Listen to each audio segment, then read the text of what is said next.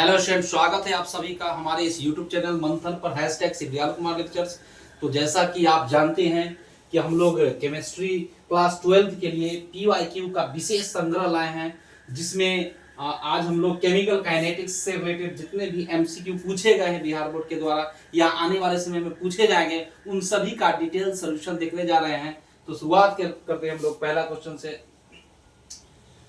पहला क्वेश्चन हमारा है कि अभिकारक अणुओं को उत्पाद में परिवर्तित होने के लिए आवश्यक न्यूनतम ऊर्जा क्या कहलाती है।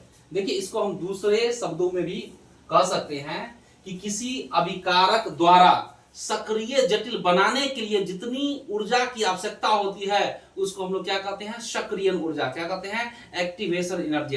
एक्टिवेशन एनर्जी मतलब the total energy required to form activated complex by the reactant is known as the activation energy। तो इसका सही आंसर क्या हो जाएगा आपका? Activation energy. फिर से सुनिएगा, मैंने क्या कहा कि अभिकारक अणु को उत्पाद में बदलने के लिए सबसे पहले क्या करना होता है। सबसे पहले ये आपको बनाता है आपका यहाँ पर ये सक्रियण ऊर्जा की आवश्यकता होती है, ताकि ये A+ B रिएक्टेंट है और यहाँ क्या बनाता है? सक्रिय जटिल बनाता है। तो सक्रिय जटिल बनाने हेतु जो आवश्यक ऊर्जा होती है उस ऊर्जा को हम लोग क्या कहते हैं? तो सक्रियण ऊर्जा। क्या कहते हैं? सक्रियण ऊर्जा। यहाँ पर प्रोग्रेस ऑफ रिएक्शन और यहाँ लिखेंगे हम लोग पोटेंशियल एनर्जी। ऊर्जा की वह न्यूनतम मात्रा जिसे प्रतिकारक के अनुप्राप्त करके सक्रिय जटिल का निर्माण करता है, एक्टिवेटेड कॉम्प्लेक्स का निर्माण करता है, उसी को हम लोग क्या कहते हैं? Activation energy. तो ये हमारा क्या हो जाएगा? Activation energy. ठीक है, तो एक्टिवेशन एनर्जी से डायरेक्ट सवाल भी पूछे जाते हैं। ठीक है, चलिए अगला प्रश्न है मेरा।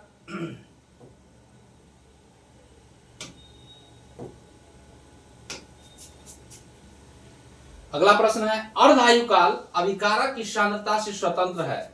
ठीक है, अर्ध आयुकाल यानी कि T½ ये स्वतंत्र है प्रारंभिक सांद्रण के।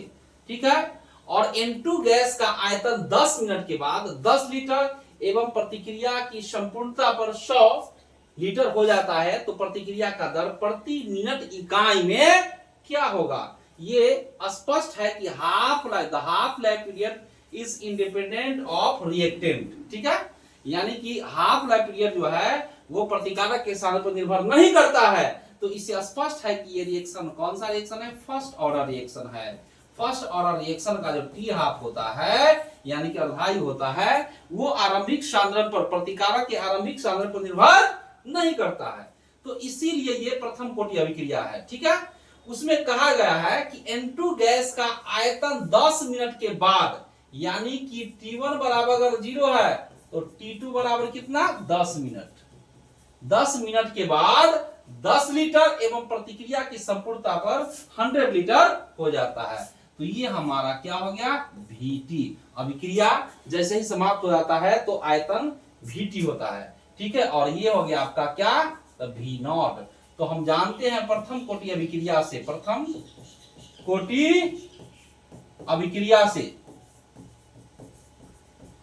से हम लोग जानते हैं K बराबर यानी कि वेग स्थिरांक बराबर क्या फॉर्मूला होता है? 2.303/T और लॉग ये V0/VT होता है। ऐसे ये A/A-x भी होता है या N0/N भी होता है। ठीक है ना, तो चूंकि यहाँ आयतन की फॉर्म है इसलिए V लिए हैं। ठीक है ना, तो क्या हो जाएगा ये हमारा 2.303/T और लॉग ये हो गया आपका, सॉरी ये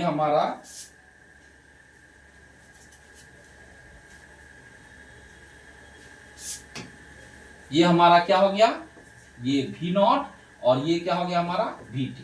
तो क्या हो गया? V0 हमारा कितना है? 100 और VT कितना है? 10। ये कट जाएगा तो क्या हो गया? 2.303/T और लॉग 10। लॉग 10 का मान कितना होता है? 1 होता है। यानी 2.303/T। T का वैल्यू कितना है? यहाँ 10 मिनट है ना? T का वैल्यू कितना है यहाँ? 10 मिनट। तो यहाँ 10 लिख लीजिए और लॉग 10 का मान कितना होता है? लॉग 10 का मान कितना होता है? 1, यानी कि 2.303/10 ये मिनट इनवर्स आंसर होगा। तो देख सकते हैं कि ये हमारा ऑप्शन सही है। ठीक है, एक बार पुनः आप समझेंगे कि अर्ध आयुकाल अभिकारक की सांद्रता से स्वतंत्र है, इसका मतलब ये फर्स्ट ऑर्डर रिएक्शन है। ठीक है, फर्स्ट ऑर्डर रिएक्शन का टी हाफ ये आरंभिक सामग्री प्रतिकारक के आरंभिक सामग्री पर निर्भर नहीं करता है, जिसमें N2 गैस का आयतन 10 मिनट का, यहां पर ऐसे नीचे T2 माइनस T1 होता है, तो T2 माइनस T1 यानी कि 10 माइनस 0 यानी कितना 10 हो जाएगा। ठीक है, ये T2 माइनस T1 यानी कि 10 हो जाएगा, है ना। और 10 मिनट के बाद 10 लीटर हो जाता है, माने कि T समय बाद कितना हो जाता है वॉल्यूम, T समय बाद है इसलिए यहाँ BT लिखा मैंने 10 लीटर। और अभिक्रिया की संपूर्णता पर कितना होता है 100 लीटर, यानी कि V नॉट कितना 100 लीटर। T समय बाद जो आयतन होता है उसको BT लिखते हैं और उसके बाद क्या लिखते हैं V नॉट। तो V नॉट का वैल्यू यहाँ 100 लीटर है और यहाँ BT का क्या है 10 लीटर, जो कि मैंने बैठा दिया। ठीक है, तो ये आंसर आया। ठीक, अगला प्रश्न है किसी वस्तु के प्रतिक्रिया करने की दर निर्भर करता है। देखिएगा, प्रतिक्रिया करने की दर ये हमारा अभिकारकों के सक्रिय द्रव्यमानों के गुणनफल के समानुपाती होते हैं। ठीक है, अभिक्रिया करने की दर यानी कि रेट ऑफ रिएक्शन जो है ये किसके डायरेक्टली प्रोपोर्शनल होता है, तो सक्रिय द्रव्यमानों के गुणनफल के समानुपाती होते हैं या सक्रिय भार के समानुपाती होते हैं। ठीक है, तो क्या होगा इसका आंसर, ये मान लीजिए कोई रिएक्शन ए है, ये दे रहा है आपका प्रोडक्ट, तो इसके लिए रेट क्या हो जाएगा, रेट कहे तो यहाँ अभिक्रिया की दर रेट ऑफ रिएक्शन ये क्या हो जाएगा, ये समानुपाती हो जाएगा किसके, तो प्रतिकारक के सामने के। ठीक है, या प्रतिकारक के सक्रिय द्रव्यमान के, तो क्या हो जाएगा रेट बराबर ये K इंटू A का सामने, यहाँ K क्या हो जाएगा, तो वेग स्थिरांक, K क्या हो जाएगा वेग स्थिरांक। इसी को हम लोग वेग समीकरण यानी रेट इक्वेशन भी कहते हैं। क्या कहते हैं, रेट इक्वेशन यानी कि वेग समीकरण। ठीक है, तो इसका आंसर क्या हो जाएगा हमारा एक्टिव मास। नेक्स्ट अगला सवाल है किसी रासायनिक अभिक्रिया की दर, कोई भी रासायनिक अभिक्रिया की दर जैसे जैसे समय बीतता है तो अभिक्रिया की दर क्या होता है, घटते जाता है। क्यों, क्योंकि प्रतिकारक का सांद्रण धीरे धीरे घटता जाता है। प्रतिकारक का सांद्रण धीरे धीरे क्या होता है, घटता जाता है, यानी कि समय के साथ यहां लिख देते हैं समय t और यहां लिख देते हैं आपका कंसंट्रेशन, ये समय t है और यहां लिख देते हैं कंसंट्रेशन। तो जैसे जैसे समय बीत रहा है, यहाँ 0 मिनट है, मान लीजिए यहाँ 10 मिनट है, यहाँ 20 मिनट है, तो जैसे जैसे समय बीतता है तो प्रतिकारक का सांद्रण घटता जाता है। ठीक है, तो किसी रासायनिक अभिक्रिया की दर समय के साथ क्या होती है, तो घटती जाती है, समय के साथ घटती जाती है। ठीक है, धीरे धीरे रेट ऑफ रिएक्शन क्या होता है, घटते चला जाता है समय के साथ। ठीक है, नेक्स्ट अगला है अधिकांश अभिक्रियाओं के लिए ताप गुणक टेम्परेचर कोफिशिएंट जिसको हम ईटा से डिनोट करते हैं, ये क्या है हमारा ईटा। ठीक है, टेम्परेचर कोफिशिएंट ईटा जो है वो प्रति 10 डिग्री तापांतर पर निर्धारित वेग स्थिरांक का क्या होता है अनुपात। प्रति 10 डिग्री ताप का मान बढ़ाने से प्रतिक्रिया की दर दुगना हो जाता है, सामान्यतः कितना होता है, दुगना हो जाता है। ठीक है, कभी कभी तिगुना भी हो जाता है, इसलिए इसका क्या होगा आंसर, ये याद रखिएगा किसी भी रासायनिक अभिक्रिया का वेग प्रति 10 डिग्री तापांतर पर यदि निर्धारित करते हैं तो उसको हम लोग क्या कहते हैं, टेम्परेचर कोफिशिएंट ताप गुणक। और प्रति 10 डिग्री सी ताप का मान बढ़ाने से अभिक्रिया का वेग या तो दुगुना है या कभी कभी तिगुना भी हो जाता है। ठीक है, इसका आंसर हमारा ये होगा। नेक्स्ट है ये रिएक्शन आपका दिया गया 2A B ये बनाता है आपका C। ठीक है, प्रोडक्ट, तो reaction can be represented by, तो इस रिएक्शन को कैसे हम लोग डिनोट करते हैं। देखिएगा कोई भी रिएक्शन दिया रहे तो इसको रेट इक्वेशन के फॉर्म में कैसे हम लोग रेट ऑफ रिएक्शन के फॉर्म में यानी dx अपॉन dt के फॉर्म में कैसे लिखते हैं। देखिएगा dx अपॉन dt यानी कि रेट, इसके फॉर्म में कैसे लिखेंगे, ये जो कोफिशिएंट है आपका ये नीचे चला जाएगा यानी कि 1/2। चूंकि रिएक्टेंट का कंसंट्रेशन घटता है इसलिए माइनस, रिएक्टेंट का कंसंट्रेशन घटता है इसलिए माइनस का चिन्ह देंगे और प्रोडक्ट का कंसंट्रेशन बढ़ता है इसलिए प्लस का चिन्ह देंगे। ठीक है, तो ये हो जाएगा d और concentration of A upon dt। बराबर हो जाएगा, ये क्या हो जाएगा, ये भी क्या हो जाएगा, माइनस डी बी का कंसंट्रेशन अपॉन dt, और ये बराबर हो जाएगा प्लस डी सी का कंसंट्रेशन अपॉन dt। ये देख सकते हैं डी बाई डी टी, चूंकि समय के साथ यहाँ पर रेट ऑफ रिएक्शन जो है घटता है, ठीक है ना, इसीलिए हम यहाँ पर डी बाई डी टी दिए हैं, ठीक है ना। तो यहाँ पर देखिएगा गुणक जो है वो कहाँ चला जाता है, नीचे चला जाता है, और ये रिएक्टेंट है, रिएक्टेंट का कंसंट्रेशन घटता है इसलिए माइनस, और प्रोडक्ट का कंसंट्रेशन बढ़ता है इसलिए प्लस। तो अब आप देख सकते हैं कि इसमें से कौन सही है। देखिएगा क्या ये ऑप्शन यहाँ मैच कर रहा है, क्या कर रहा है, किसके द्वारा निरूपित किया जा सकता है, ठीक है, ये भी कर रहा है मैच, ये भी कर रहा है मैच, ठीक है, और ये भी कर रहा है, यानी कि इनमें से सभी हो जाएगा इसका आंसर। याद रखिएगा कोई भी रिएक्शन है आगे आपको ये आ सकता है, मान लीजिए ए है और ये बी ये कोफिशिएंट है, ये स्मॉल बी क्या है, कोफिशिएंट है, ये अगर देता है सी और ये देता है डी, ठीक है, ये रिएक्टेंट है दोनों, और ये क्या है आपका प्रोडक्ट है, तो इसके लिए dx अपॉन dt क्या हो जाएगा, ये जो गुणक है क्या चल जाएगा, नीचे चला जाएगा, minus one by A D A upon D T बराबर minus one by B D B upon D T बराबर ये हो जाएगा plus one by C D concentration of C upon D T बराबर ये हो जाएगा plus one by D D D upon D T, ठीक है। तो ये होगा हमारा dx अपॉन dt के फॉर्म में रिप्रेजेंटेशन, यानी कि रिएक्शन का रेट के रूप में रिप्रेजेंटेशन, ठीक है। नेक्स्ट देखिएगा आप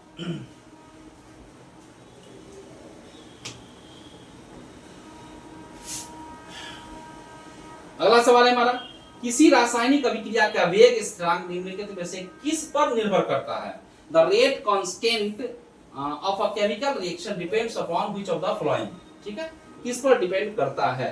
तो आपको पता होना चाहिए कि रेट ऑफ रिएक्शन जो है, अभिक्रिया का वेग जो है, ये आपको टेम्परेचर द्वारा प्रभावित होता है, ताप पर निर्भर करता है, सांद्रण पर निर्भर करता है, ठीक है, किस पर निर्भर करता है, ताप पर निर्भर करता है, सांद्रण पर निर्भर करता है, कैटलिस्ट पर निर्भर करता है, नेचर ऑफ रिएक्टेंट पर निर्भर करता है, ठीक है, इफेक्ट ऑफ रेडिएशन, रेडिएशन के इफेक्ट पर भी डिपेंड करता है। तो इसमें से कौन सा ये होगा, ये टेम्परेचर है, ठीक है। तो रेट ऑफ रिएक्शन जो है ताप, सांद्रण और आपका उत्प्रेरक और विकिरण के प्रभाव यानी कि रेडिएशन के इफेक्ट, इन चारों पांचों चीज पर डिपेंड करता है, ठीक है। Next question, the rate of reaction of a substance depends upon it, किसी पदार्थ की अभिक्रिया की दर निर्भर करती है, किस पर निर्भर करती है, ठीक है। यहां पर देखिएगा, यहां पर रेट ऑफ रिएक्शन, ये रेट लॉ वाला कहानी है, ठीक है। अभी तुरंत मैंने बताया था कि अभिक्रिया का वेग सक्रिय द्रव्यमानों के गुणनफल के समानुपाती होते हैं, यानी कि प्रोडक्ट के मोलर कंसंट्रेशंस के प्रोडक्ट के ये डायरेक्टली प्रोपोर्शनल होता है रेट ऑफ रिएक्शन। तो यहां देख सकते हैं ये रिपीटेड क्वेश्चन है, एक्टिव मास इसका आंसर होगा। अगला है, किसी द्वितीय कोटि की अभिक्रिया के वेग स्थिरांक की इकाई क्या होगा।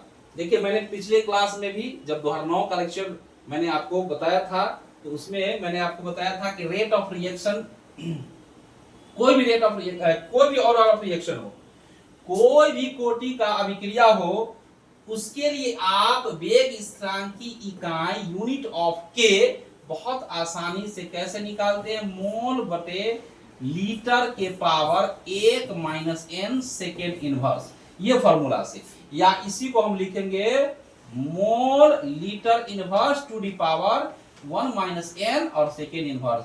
यहाँ n क्या है, तो ऑर्डर ऑफ रिएक्शन है, n क्या है यहाँ, ऑर्डर ऑफ रिएक्शन, ठीक है। तो यहाँ चूंकि द्वितीय कोटि कहा गया है, क्या कहा गया है, द्वितीय कोटि, यानी कि n बराबर क्या है 2, यहाँ पर आप बैठा दीजिए, हो गया। तो क्या हो जाएगा इस यूनिट ऑफ के, यूनिट ऑफ के यानी कि वेग स्थिरांक की इकाई क्या हो जाएगा, बैठाइए mole litre inverse to the power 1 minus 2 और सेकेंड इनवर्स। तो क्या हो जाएगा ये mole litre inverse to the power -1 second inverse, ये -1 से गुना कर दीजिए, ठीक है। तो ये क्या हो जाएगा, प्लस हो जाएगा और ये यहां पर माइनस हो जाएगा, यानी कि litre mole inverse second inverse क्या हो जाएगा, लीटर मोल इनवर्स और सेकेंड इनवर्स। देखिए तो यहां पर है लीटर मोल इनवर्स और सेकेंड इनवर्स, इसलिए ऑप्शन नंबर बी सही है। मान लेते हैं कि यहां पर तृतीय कोटि बोल देता है, n बराबर 3 हो जाता है। तृतीय कोटि के लिए क्या हो जाता है, n बराबर 3, यहां हम n बराबर 3 ठीक। शून्य कोटि के लिए कहता, शून्य कोटि अभिक्रिया के लिए वेग स्थिरांक की इकाई कहता, तो यहां पर हम n बराबर क्या रख देते, 0। और प्रथम कोटि अभिक्रिया के लिए कहता, तो प्रथम कोटि अभिक्रिया के लिए n का वैल्यू क्या रखेंगे, 1, और जैसे ही यहां 1 रखेंगे तो 1 माइनस से क्या हो जाएगा, 0, और पावर 0 मतलब 1, खत्म, यानी कि सेकेंड इनवर्स। अर्थात प्रथम कोटि अभिक्रिया यानी फर्स्ट ऑर्डर रिएक्शन के लिए वेग स्थिरांक की इकाई क्या होता है, सेकेंड इनवर्स, मिनट इनवर्स, घंटा इनवर्स या समय इनवर्स। ये आपको सबसे अधिक बार पूछे जाने वाले प्रश्न है कि प्रथम कोटि अभिक्रिया के लिए वेग स्थिरांक की इकाई क्या होती है। तो बस ये फार्मूला आपको ध्यान में रखना है, ठीक है। मोल लीटर इनवर्स की पावर 1 माइनस n और सेकेंड इनवर्स या समय इनवर्स, ठीक है। नेक्स्ट क्वेश्चन अगला है, किसी प्रथम कोटि की अभिक्रिया का विशिष्ट वेग स्थिरांक निर्भर करता है। फिर वही कहानी है, अभी तुरंत मैंने बताया है कि वेग स्थिरांक किस पर डिपेंड करता है, तो टेम्परेचर पर डिपेंड करता है, ठीक है, और कंसंट्रेशन पर भी डिपेंड करता है, मोलर कंसंट्रेशन पर भी डिपेंड करता है, ठीक है।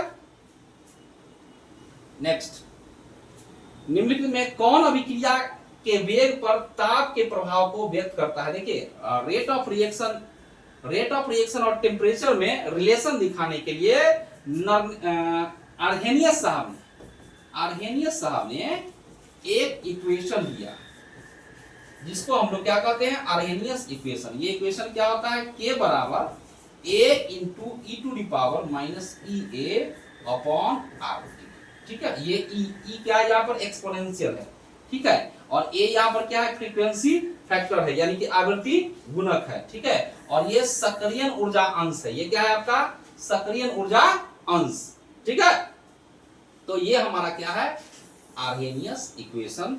इसका जवाब हमारा क्या होगा, ये, ठीक है, यानी कि which of the following express the effect of temperature on the rate of reaction, तो कौन, ये आर्हेनियस इक्वेशन बतलाता है, ठीक है। और आर्हेनियस इक्वेशन के ये वेग स्थिरांक होता है, ये आपका फ्रीक्वेंसी फैक्टर होता है, ये क्या होता है, सक्रियण ऊर्जा होता है, आर गैस स्थिरांक होता है, और टी क्या यहाँ ताप है। तो ताप और वेग स्थिरांक में संबंध आर्हेनियस समीकरण द्वारा प्रदर्शित किया जाता है। चलिए देखिए, ये बहुत ही लाजवाब सवाल है। यहाँ पर आपको dx अपॉन dt ये दिया गया है और pH का वैल्यू दिया गया है, ठीक है। दिया गया है कि dx बाई dt बराबर k H प्लस का कंसंट्रेशन, चलिए हम लिखते हैं R बराबर दिया गया है, R लिखिए या dx अपॉन dt लिखिए। ये क्या दिया गया है, तो k इंटू H प्लस का कंसंट्रेशन पावर n, ठीक है। और जब pH 2 से 1 करते हैं तो अभिक्रिया का वेग जो है वो कितना गुना बढ़ जाता है, 100 गुना बढ़ जाता है। कितना गुना बढ़ जाता है, 100 गुना बढ़ जाता है। देखिएगा, जब pH बराबर 2 है तो इसका मतलब हुआ कि H प्लस का सांद्रण जो है वो कितना होगा, 10 के पावर माइनस 2, क्योंकि हम लोग जानते हैं कि pH बराबर क्या होता है, माइनस लॉग H प्लस का कंसंट्रेशन, ये होता है। तो pH बराबर 2 है, इसका मतलब H प्लस का कंसंट्रेशन 10 की पावर माइनस 2। अगर pH बराबर 1 रहेगा तो आपका H प्लस का कंसंट्रेशन क्या हो जाएगा, 10 की पावर माइनस 1, ठीक है। तो क्या हो जाएगा, यहाँ पर बैठा दीजिए, तो इसीलिए R बराबर क्या हो जाएगा, ये हो जाएगा K, और H प्लस का कंसंट्रेशन क्या है, 10 के पावर माइनस 2, और इसका पावर n, यानी कि K ये हो जाएगा आपका 10 के पावर माइनस 2n, ये हो जाएगा R बराबर। अब देखिए, जब ये हुआ pH बराबर 2 पर, अब pH बराबर यदि 1 करे तो R बराबर क्या हो जाएगा, 100 R हो जाएगा। मतलब रेट ऑफ रिएक्शन कितना, 100 गुना बढ़ जाता है। कब, जब pH 2 से क्या करते हैं, 1 करते हैं, ठीक है। तो उस स्थिति में आपका क्या हो जाएगा, उस स्थिति में इसको हम, चलिए यहां पर हम क्या लिखें, ये 100 R हो गया। तो अब बैठाइए, अब देखिए तो R बराबर क्या हो जाएगा, अब ये हो जाएगा आपका के, और H प्लस का कंसंट्रेशन क्या हो जाएगा यहाँ, H प्लस का कंसंट्रेशन कितना 10 के पावर माइनस 1, यानी 10 के पावर माइनस 1 और उसका पावर n, यानी K 10 के पावर माइनस n, ये हो जाएगा। ये 100 R बराबर है, कितना है 100 R बराबर, ये आपका 100 R है, क्योंकि 100 गुना बढ़ गया है। नहीं, ये जैसे एक किया तो क्या हो गया है 100 गुना। अब क्या करेंगे हम, डिवाइड कर देंगे, ठीक है। क्या कर देंगे, डिवाइड कर देंगे, या फिर R का वैल्यू हम यहाँ बैठा देंगे। 100 R बराबर, ये 100 R बराबर इतना दिया गया है, ठीक है। तो R का वैल्यू यहाँ बैठाएंगे तो क्या हो जाएगा, बैठाइए, या तो भाग कर दीजिए दोनों इक्वेशन को, नहीं तो R का वैल्यू बैठा दीजिए।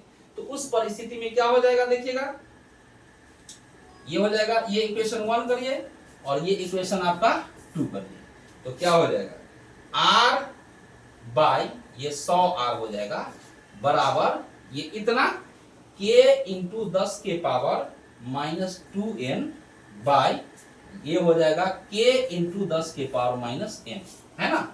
इससे ये कट जाएगा, R से R कट जाएगा, ठीक है। 100 को ऊपर ले जाइए, यानी क्या हो जाएगा आपका, ये 100 को ऊपर ले जाएंगे तो क्या हो जाएगा, ये 10 के पावर माइनस 2 बराबर हो जाएगा ये 10 के पावर ये माइनस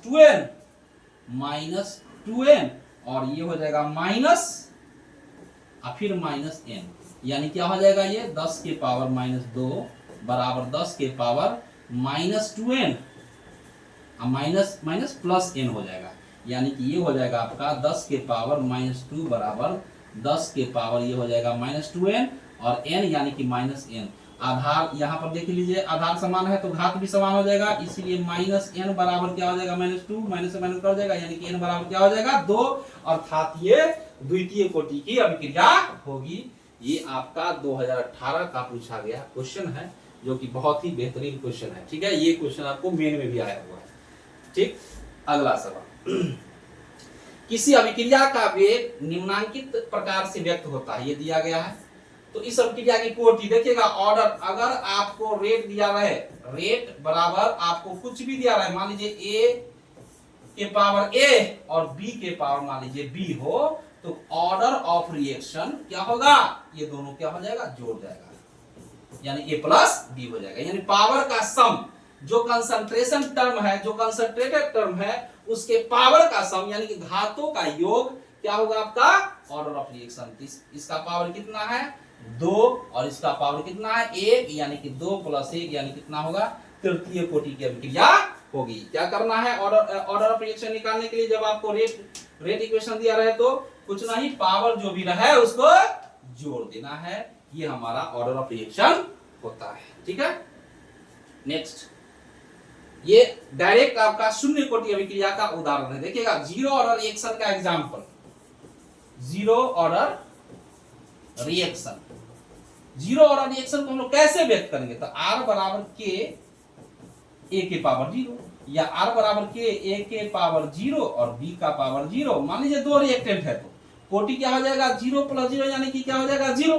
ये तो हम लोग मैथमेटिकल निकाल दिए, लेकिन थ्योरेटिकली एक्सपेरिमेंटली हम लोग कैसे जाने, कुछ अभिक्रिया है वो जान लीजिए, जैसे हाइड्रोजन आयोडाइड Hi का विघटन सोना की उपस्थिति में, गोल्ड की उपस्थिति में, ये आपका शून्य कोटि अभिक्रिया है, ठीक है।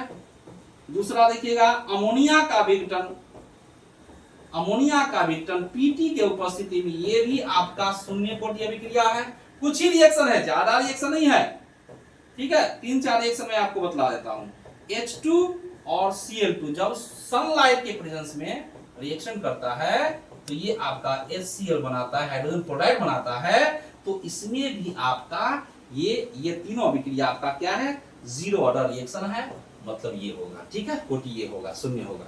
जीरो ऑर्डर रिएक्शन मतलब कोटि क्या होगा, शून्य होगा, ठीक है। एक एंजाइम रिएक्शन भी होता है, एंजाइम द्वारा होने वाले जितने भी रिएक्शन होते हैं वो सभी आपका शून्य कोटि अभिक्रिया होती है, ठीक है। तो इतना आप ध्यान में रखेंगे।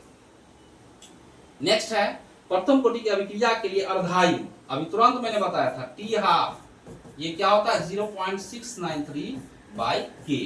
अभी तुरंत मैंने बताया था कि प्रथम कोटि अभिक्रिया के अर्धायु प्रारंभिक सांद्रण से क्या होता है, स्वतंत्र होता है, प्रारंभिक सांद्रण से स्वतंत्र होता है, मतलब यहाँ पर ए नहीं रहता है। ठीक है, चलिए तो कौन सा होगा, हाँ यहाँ पर दिया गया है कि प्रथम कोटि अभिक्रिया के अर्धायु प्रारंभिक साधन पर निर्भर नहीं करता है, प्रारंभिक साधन पर निर्भर नहीं करता है। ठीक है, नेक्स्ट, अब कैसे नहीं करता है तो इसको जब हम सब्जेक्टिव आपको डिटेल सब्जेक्टिव का क्वेश्चन बताएंगे वहां पर मैं बताऊंगा। दिया गया है कि रेट इक्वेशन, ये आपको दिया गया है तो कह रहा है कि ए को कांस्टेंट रखते हुए बी का सांद्रण अगर 3 गुना कर दिया जाए तब अभिक्रिया का वेग कितना गुना बढ़ जाएगा। कुछ नहीं है, क्या करा गया है तो ए को स्थिर रखा गया है, मतलब ए को कोई छेड़छाड़ नहीं करना है, स्थिर रखना है जस का तस। ठीक है, और बी को 3 गुना कर दिया, यानी कि बी बराबर क्या कर दिया गया है 3b कर दिया गया है।